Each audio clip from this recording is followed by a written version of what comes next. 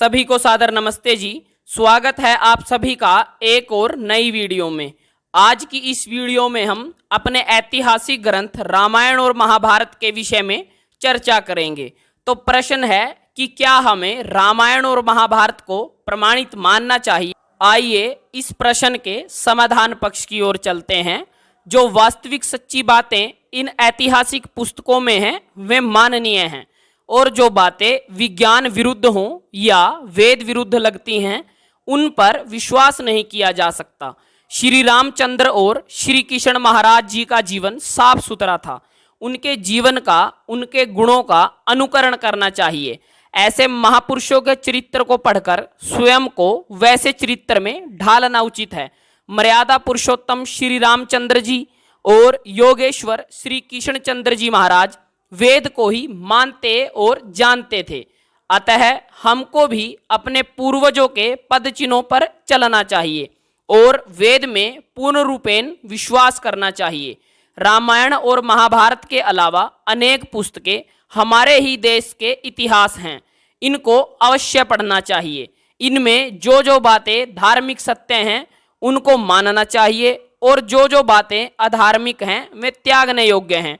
वेद सब सत्य विद्याओं का पुस्तक है, जो संपूर्ण मनुष्य जाति का धर्म ग्रंथ है, जिसका पढ़ना पढ़ाना सुनना सुनाना सब आर्यों अर्थात श्रेष्ठ पुरुषों का परम धर्म है। अब प्रश्न ये उठता है कि क्या रामायण, गीता, महाभारत, पुराण आदि ग्रंथ ईश्वरीय ज्ञान नहीं है?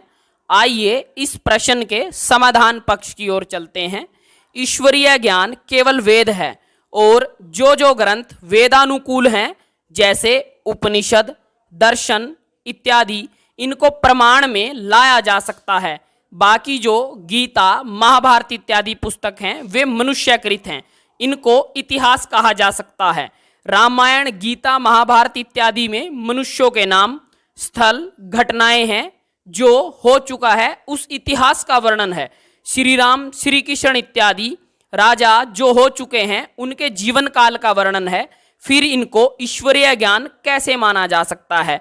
वेद में किसी मनुष्य विशेष का वर्णन नहीं है।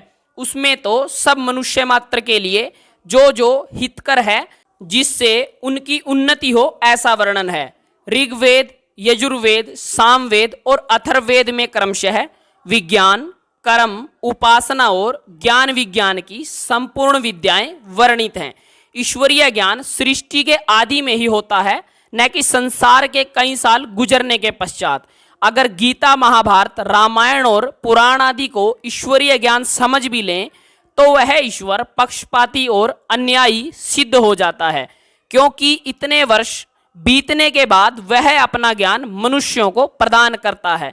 इसका अर्थ यह हुआ कि जो इससे पूर्व संसार में मनुष्य जाति हुई उनको वह ज्ञान नहीं मिला था, और जो जो बुरे कार्य उन्होंने किए होंगे, पाप किए होंगे, उनमें उनका कोई दोष नहीं होगा। ईश्वर न्यायकारी, सर्वज्ञ और त्रिकालज्ञ है। मनुष्योत्पत्ति के साथ साथ ही वेदामृत पिला देता है। वेद ज्ञान प्रारंभ में ही प्रदान करता है। अतः वेद को ही सत्य ज्ञान का पुस्तक मानना और जानना चाहिए। आप्त पुरुषों के कहे वचनों पर विश्वास करना उचित है, अगर वे वेदानुकूल हैं, और वेद विरुद्ध बात कोई भी क्यों न कहे कभी मानना नहीं चाहिए। गीता, महाभारत, रामायण और पुराण आदि में जो जो बातें सत्य हैं उनको इतिहास समझकर स्वीकार करने में कोई आपत्ति नहीं है, परंतु ईश्वरीय वाणी समझना नासमझी है, नादानी है, अज्ञानता है। अब प्रश्न ये उठता है कि क्या ऋषिकृत ग्रंथ प्रमाणित हैं? आइए इस प्रश्न के समाधान पक्ष की ओर चलते हैं। जो जो ग्रंथ वेदानुकूल हैं वे सभी माननीय और प्रमाण के योग्य हैं, और जो वेद विरुद्ध व्याख्या वाले हैं वे अप्रमाणिक हैं, चाहे वो किसी भी महापुरुष के ही क्यों न लिखे हों।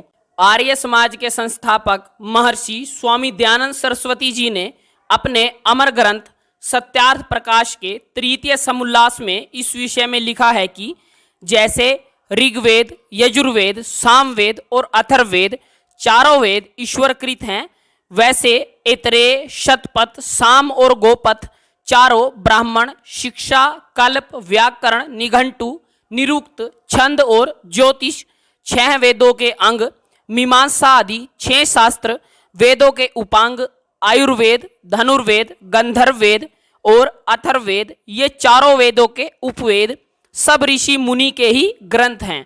इनमें जो जो वेद विरुद्ध प्रतीत हो उनको छोड़ देना, क्योंकि वेद ईश्वरकृत होने से निर्भ्रांत स्वतः प्रमाण, अर्थात वेद का प्रमाण वेद से ही होता है। ब्राह्मण आदि सब ग्रंथ प्रतः प्रमाण, अर्थात इनका प्रमाण वेदाधीन है। कुछ मिलावटी श्लोकों को छोड़ के मनुस्मृति ही वेदानुकूल है, अन्य स्मृति नहीं। धन्यवाद।